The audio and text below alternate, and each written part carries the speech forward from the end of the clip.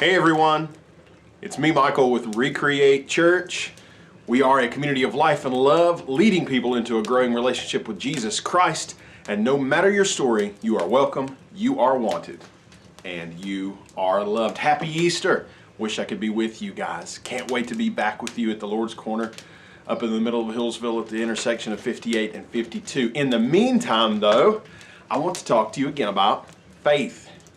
Faith is one of those things that we describe it almost as if you take this one step of faith and then everything is great for the rest of your life. There's no more trouble. And in our culture, we really like the idea of making one good choice and then everything else works out just fine. I mean, in all these fairy tales we grow up with, what's that famous line?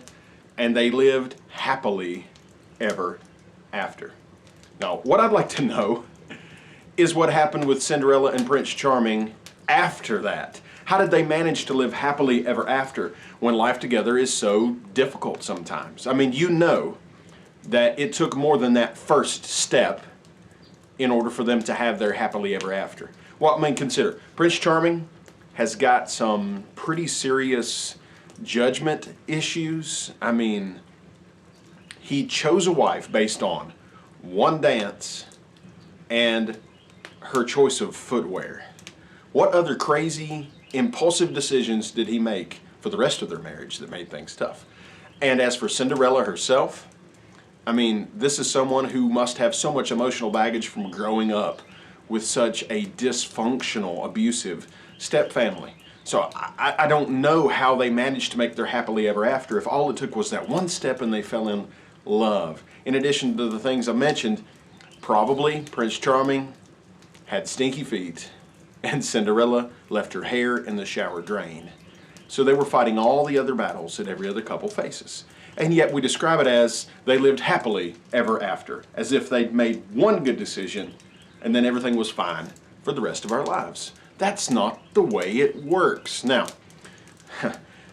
in the real world, the first step does sometimes seem like it's the hardest, but that might just be because it's the first step. It's the only one you've taken so far. It's the first, it's the hardest because there's no other steps that have been taken. But in order to be successful in marriage, in life, in faith, it's going to have to be that first step and then the next step and step after step after step after step. And what do we call it when we take step after step after step after step?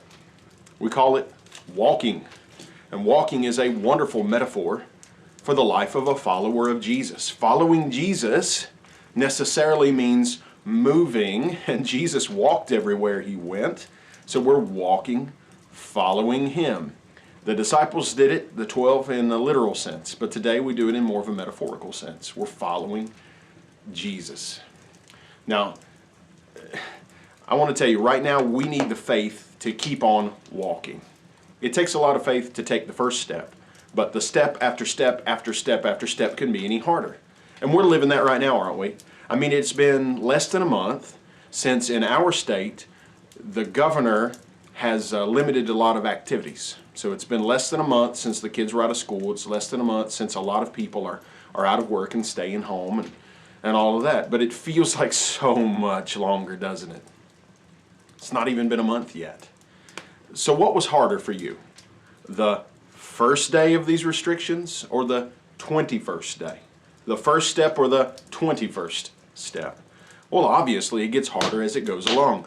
And if this crisis continues, it's going to get tougher to kind of hang in there and not get discouraged.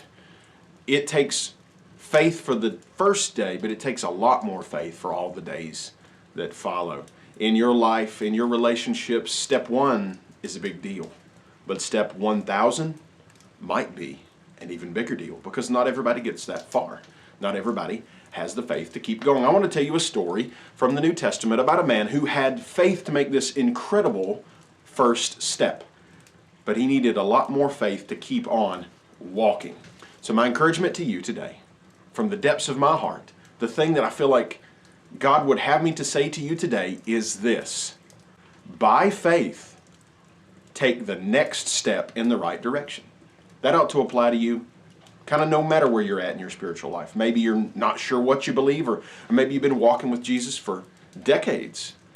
Whatever the case, take the next step in the right direction. The next right step. So let's get into the story. We're going to be in Matthew chapter 14. Got my Bible here. I'm going to try to get it up on the screen for you. Matthew 14, very famous story. One of my favorites, and it involves our good old buddy Simon Peter again. So here we are. Matthew 14, beginning at verse 22. Immediately, Jesus made his disciples get into the boat and go before him to the other side, while he sent the multitudes away. And when he had sent the multitudes away, he went up on the mountain by himself to pray. Now when evening had come, he was there alone. But the boat was now in the middle of the sea, tossed by the waves, for the wind was contrary. So, if you can kind of get this picture, they were near the Sea of Galilee. This was a large freshwater lake not far from where Jesus and most of the disciples grew up. And they crisscrossed this lake many times during Jesus' ministry. This particular time, Jesus told them, you guys get in the boat, cross to the other side, and I'm going to walk. He was going to walk through the mountains and hopefully meet them on the other side. So these mountains were a place of solitude overlooking the Sea of Galilee. So he's up there, he's getting some alone time, he's getting some solitude.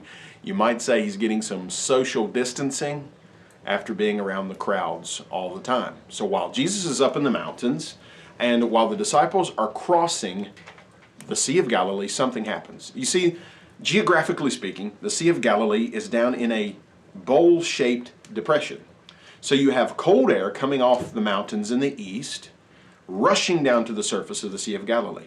And you have hot air blowing off the Mediterranean to the west, and they meet there over the Sea of Galilee. If you know much about weather, when cold air and hot air meet, it can make storms. So terrible windstorms pop up without warning. Violent storms happen on the Sea of Galilee, and that's exactly what took place in this story. The cold air and the hot air met over the Sea of Galilee right out where the disciples were in the boat. And here comes this incredible windstorm, and the boat's being tossed around like a cork on the waves. So now we have a couple things to think about. First of all, and this is a big one, obeying the Lord is no guarantee that you're never going to have any storms. Who was it that told them to get in the boat and cross the Sea of Galilee? Who was it who knew what the weather was going to do? It was Jesus. He knew. He sent them.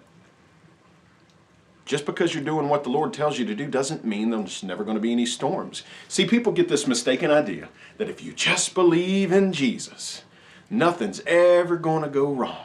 Life is going to be all sunshine and rainbows, and an enchanted unicorn will fly over your house pooping out Skittles. But nowhere is that promised. The promise is that if we obey Him, He will look out for us, but not that life will be easy. Somebody once told me that if you never have a head-on collision with the devil, maybe it's because you're headed in the same direction. If you're headed in the direction that Jesus sends you, you're probably going to run into some opposition because the devil's going the other way. Here's some other things to think about. Not all storms are because you make bad choices. This storm didn't come as a result of their bad choices. They were actually doing the right thing. But here's a fact, and you can take this to the bank. If you make stupid choices, stupid things will happen to you.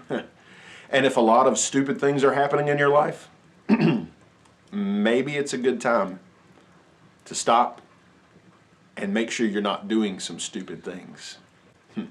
Make stupid choices, stupid things happen. But that's not always the case. Here we have a case where it wasn't about their choices. So if you're going through storms in life, it's not automatically some kind of punishment from God. It's not automatically reaping the consequences of your stupid choices. And that's the case with other people. If you see other people going through bad things, don't just say, well, I wonder what bad thing they did to deserve this. It's not necessarily the case. Here's a big one. Here's a very big one. Big one. Where was Jesus while they were in the storm? Where was he? He was gone. He was away from them. They were going through the storm, and Jesus wasn't with them. It can definitely feel like when we're going through tough times, God has left us. Lots of people during times of crisis start saying, well, where's God? Why isn't God doing something about this? I'd give them a little pushback and say, hey man, why are you just now looking for God?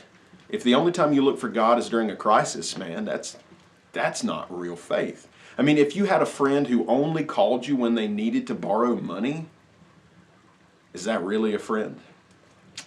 Probably not.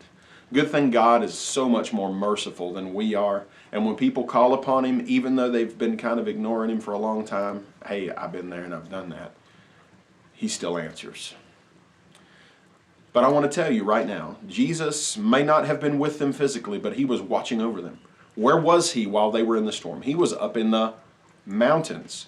And from the elevation of the mountains, he could look down into this bowl-shaped depression where the Sea of Galilee is located, and he could see the storm. He actually had a better perspective on the storm than the ones did who were actually going through it. He was watching them, and at just the right time, Jesus was going to step into their storm. Let's read that. Pick up at verse 25. Matthew 14:25. Then she came, that's not Matthew 14, that's Matthew 15. Matthew 14:25. We'll cut that out of the video, all right? Don't tell anybody. Matthew 14:25. Yeah, the fire popped a little bit. That freaked me out too. Did it scare you? Scared me. Well, the disciples are about to get really way more scared than that. So let's check it out.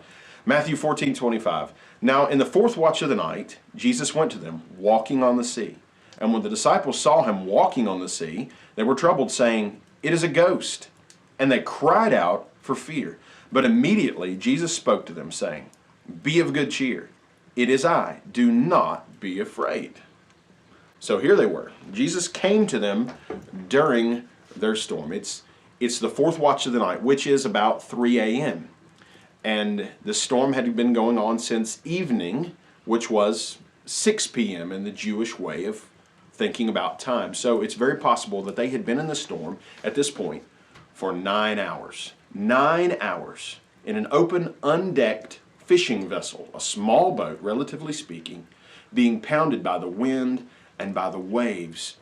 There's no lifeboat, there's no life jackets, there's no radio to call for help, there is nothing. And they've been at this for maybe as much as 9 hours. Terrible storm. And at the darkest, bleakest point of the night, the fourth watch of the night, Jesus shows up. Be sure of this, Jesus will show up in your storm. Maybe not at the time you think he should. It might be when it's darkest and bleakest and most hopeless. It might be after we've learned some of the lessons that we should learn while we're in the storm. And you would think the disciples would be so encouraged, oh boy, it's Jesus. No. No, they saw Jesus coming and they turned into Shaggy from Scooby-Doo. They look at one another and say, yoink, Scoob, it's a ghost. I know that was a bad Shaggy impression, but cut me a little slack, all right? I'm not used to being a TV preacher, okay? I'm doing the best I can. It's a lot more fun when we're in person. When we are able to meet back in person, you guys need to be with us, okay? 105 East Stewart Drive, beside Pizza Hut in Hillsville. You need to be there. Anyway, they thought it was a ghost. Jesus said, no, it's me. No, it's me. So here's a couple more things to think about. Okay, I've already mentioned, he's going to show up. He's going to show up in your storm. Hold in there, keep walking, he's going to show up. Just maybe not exactly when you think he should, but he'll show up. Second point to ponder. When Jesus showed up, they didn't recognize him. And when Jesus shows up in our situation, we may not understand at first, okay, this is the rescue that Jesus has sent. This is him showing up. It might even seem like things are getting scarier. I mean, what's worse than being afraid you're drowning than say, hey, we're going to drown if the ghost doesn't get us first? No, I don't believe in ghosts, so don't panic about that, and don't write me nasty letters about my theology. We'll talk about ghosts some other time. But the fact of the matter is, it looked like things were getting worse, but they were actually about to get better. So if you're in the middle of a storm and things look like they're getting worse, don't just throw up your hands and say, this is it. It might be what God is doing to actually make things better. So let's go on and read a little more.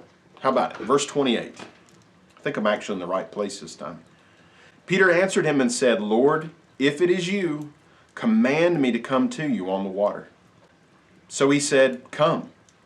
And when Peter had gotten down out of the boat, he walked on the water to go to Jesus. Whoa, that's kind of a big deal. Wow, let's give credit to Peter here. I know Peter catches a lot of flack because of the impetuous things that he does. And yes, if you know the story, we know he's actually going to start sinking in just a moment. And people are like, well, why didn't he have enough faith to just keep walking? Well, give him credit. He was the only one who had faith to step out of the boat in the first place. It took a lot of faith to take that first step. Did you notice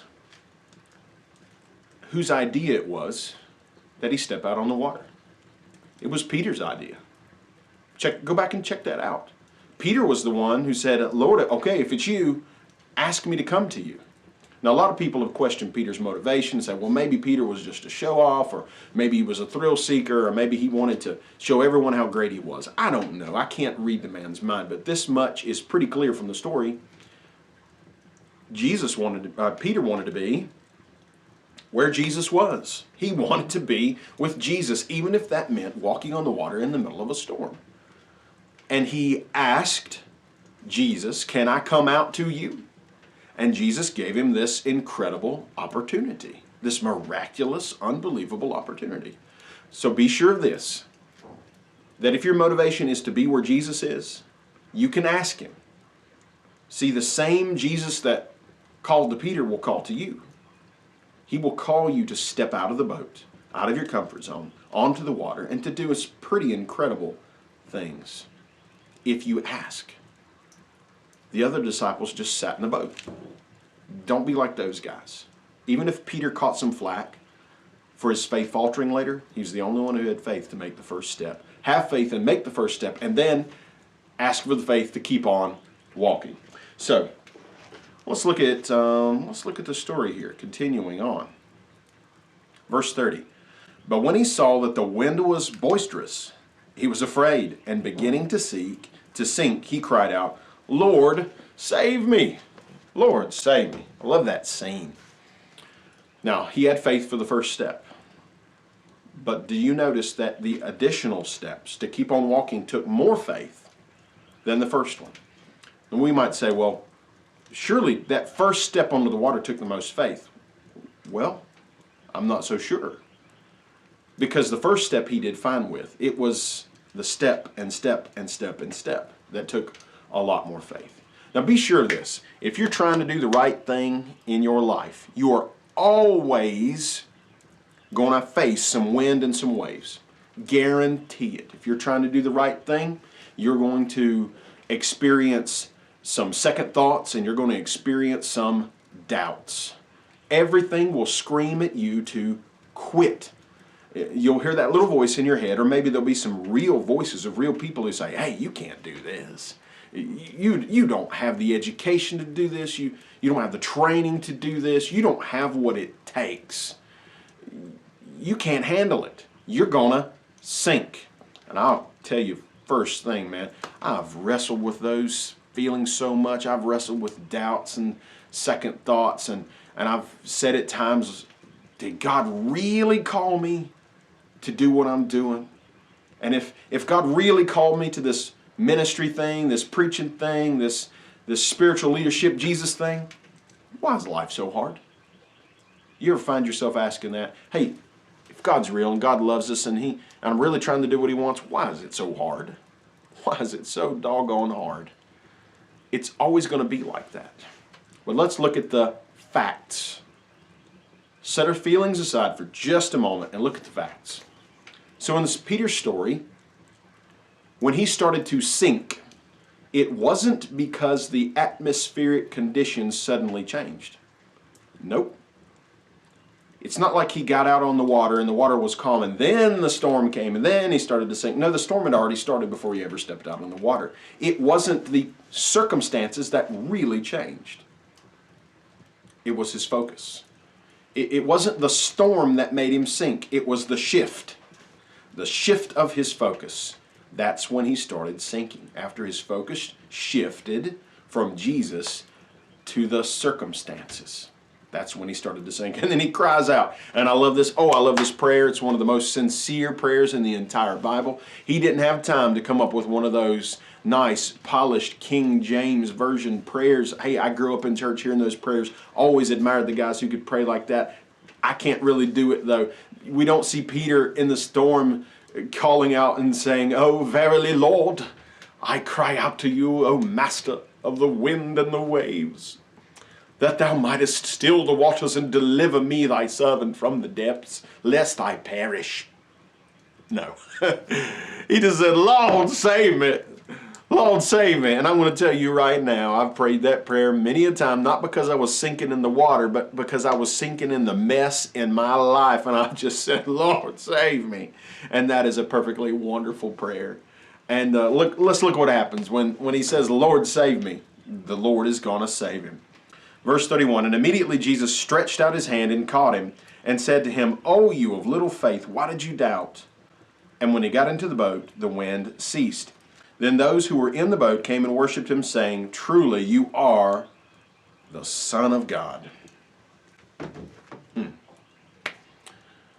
I love the truth that Jesus catches those who call to him. And Peter needed that right now. Be sure of this. This storm was not designed to sink Peter's faith.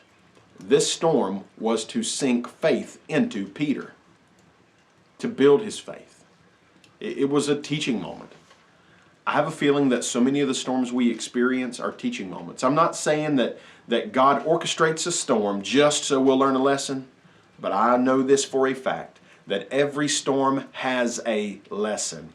And the quicker we learn it, the quicker the storm might be over. You see, just as soon as Peter sort of got it, Jesus put him in the boat and the storm was over. I'm not promising your storm's going to be over after you've learned the lesson of the storm, but I'm saying go ahead and learn that lesson and help yourself out as much as you can. What was the lesson? Well, here's the lesson for Peter. That Jesus is the one we need in the time of the storm. Jesus is who we need. Faith in Jesus will get us through the storm. If we trust him, if we step out in faith, if we keep walking, we're going to be okay. We need that reminder right now so badly. I don't know how long this thing's going to last, but it's probably going to last a while yet. And some things about our world will never quite be the same. We're going to need faith to keep on walking. The first step takes faith. Day one of social distancing or quarantine or whatever you're going through is going to take faith. Day one of being Mr. Essential Worker and going out in your job and risking possible infection, that's going to take faith. God bless all the grocery store workers and everybody else out there working retail, and God bless all the essential folks who are still going to work every day. You know, I'm one of those folks, and I hope I can keep on working because, you know, I want to provide for my family. That's a good thing. But it's going to take a lot more faith to keep on walking. These are confusing times. These are challenging times. And my encouragement to you, my heart for you today, God's heart for you today is this: by faith, take the next step in the right direction. Whatever that looks like in your situation, take the next step in the right direction. Me and my family are convinced of this, that if we will continue to take the next step in the right direction by faith, we can actually come out of this thing better than we went in. You know, of course, that's saying, you know, hopefully nobody gets it and we don't have a major medical crisis on our hands in our household. But we are convinced that if we'll take the right steps by faith, we're going to come out of this better. So what are some of the things that we're doing? Well, taking steps toward having better financial priorities. Hey, right now, you probably have less opportunity to spend money. You can't go to the store so much right now. Hey, roll with that. Save a little money during this thing. You might need it. Hey, do me this favor. Do yourself this favor. When that stimulus check comes, don't go buy a tiger. I know what you've been watching. I know your crazy ideas. Like, man, I can get a tiger. No, don't buy a tiger. Make some really good financial choices. Here's something that me and my family were aiming for. We want to be debt-free in 1 year. Debt-free in 1 year. And that might be part of this. Okay? Make some good financial choices. That's a step in the right direction. You might have to do it by faith. So don't buy a tiger. Don't order a bunch of junk off of Amazon you don't need. Okay. Another step we're taking in the right direction is to become more self-sufficient. You know, I grew up on a farm. I grew up farming, and I grew up with a garden, and we were pretty self-sufficient. Hats off to my mom and dad. They're awesome, self-sufficient people to this day. I want to bring a little bit more of that back into my family. So we're planting a big garden this year. So if we can't get to the grocery store to buy vegetables, we're going to have something. We're even getting some chickens. Now, please don't go panic buying a bunch of chickens. Okay? Because you will not be getting any eggs out of those chicks for at least 6 months, and it's going to be a lot of work. We've been talking about chickens for a few years. So this wasn't an impulsive thing. It was just like, okay, if we're going to make steps in the right direction, we know this is part of it, so let's do it. How about this? We are doing our best to come out of this thing healthier. Not eating a bunch of junk food. We're actually eating healthier than we ever have before. We are only eating pretty much fresh stuff that we're making at home. We're not eating fast food. It is, you know, most of us have lost some weight. Now, I bet some of you guys are already eating healthy stuff. But this is a little bit new for us. So have a little mercy on us, all right? Something else we're doing is getting closer to God and closer to each other. For a long time, we've tried to have like a daily devotional for our family before bedtime. And we've been kind of hit and miss on that. And someone is going to say, hey, preacher man, aren't you pastors' families always supposed to be sitting around reading the Bible together? Well, okay, so is your family if you're a Christian. How's that working for you? It takes some hard work to be consistent with your devotion. And for the first time since we've attempted to do a daily devotion, which goes back years, we've been consistent that almost every single night we're sitting down together and we're reading some from the Bible. We're talking about spiritual things. There's some excellent daily devotionals you can find on the internet. If you don't know, ask me, send me a message, and I'll tell you where to look. We're getting closer to God and closer to each other. Look, your story is your story. I can't tell it. But right now, you need to make some decisions. Someday, you're going to tell your kids, your grandkids, or someone what you did during this COVID-19 crisis. Are you going to tell them, well, I watched a lot of Netflix. I watched The Mandalorian again. I watched Tiger King. I'm a little embarrassed about that. I actually haven't watched The Tiger King. Don't plan on it. You can say, well, I panic bought a bunch of toilet paper. I got a case of Flamin' Hot Cheetos off of Amazon, and I mostly just chilled and watched stuff. No. Is that the story you want to tell? Is that the story you want to tell when people ask, well, what'd you do during the COVID crisis? How about telling this story? Say, hey man, look, it was rough. It was hard. We couldn't get things that we wanted to get, and we're cooped up. But we got closer to God. We got closer to each other. We made some good financial decisions. We came out of it better than we went in. I hope you can tell that story. And part of being able to tell that story is this. By faith, take the next step in the right direction. And then take the next step, and the next step, and the next step. And pretty soon you're walking. You are walking in the right direction, making progress in the right direction. Is it going to be hard? Oh, yes, it is, sweetheart. It's going to be tough. But if you keep on doing it, it's going to be okay. It's going to be all right. Maybe the best step you can take is trusting in Jesus, giving your life to Jesus. If you've never done that, go to our website, recreatechurch.org, and click at the little option on the top that says How to Be Forgiven. That's also the place where you can click on services and you can catch up on past messages. We have several more videos on there and a bunch of podcasts. if you just follow the links. People have been asking, well, how can we give to support the ministry? There's a link at the top that says give. You can click on that and it'll tell you how to give. Hey, and do this for me. When this thing is finally over and the restrictions are lifted, I want to see you with us on a Sunday morning. We meet at 10 a.m. We almost always have coffee and Hardee's biscuits and brownies or some other good thing.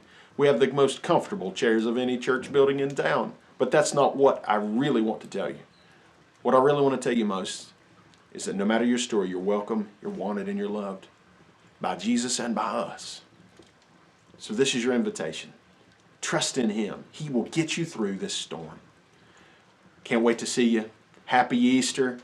Our Lord Jesus is risen. It's the best news ever. Hope to see you soon. Love you guys.